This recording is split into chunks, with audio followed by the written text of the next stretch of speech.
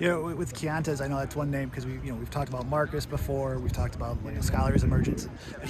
How has he continued to learn the offense and make plays, coming and transitioning from UCLA to this offense? He's a smart kid. I mean, obviously you don't go to UCLA without having some football sense or some IQ, but he's adapted well and assimilated very well into our group. He's settled in pretty well. He understands football.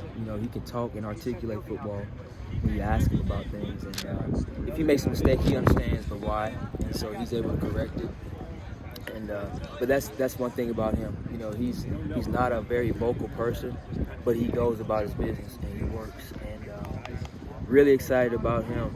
Just as far as what he's doing in the run game, he's understanding our scheme. And, just doing some really good things. So, and again, it's just he and Skyler right there as far as we're in 21 and 12. And then, for Marcus, and I know a lot of people talked to him during bowl prep practices. We talked about him last December. We saw what he did during the spring. And where is he at right now? And how are you working to motivate him? Or what is there? And for that matter, the entire position group too. Really for me, those guys know that it's about just being in the moment, number one. Throughout camp, not getting too high, not getting too low, understanding the ebbs and flows of practice, but being consistent and having an edge. I think that's one thing the group is really trying to get, and you get an edge by knowing what to do, having confidence in knowing what to do, and just being able to go execute.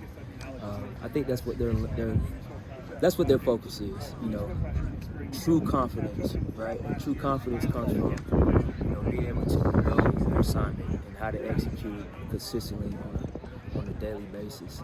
And that's what we're striving for, and that's all that we can control is what we bring to the table once we step on this field.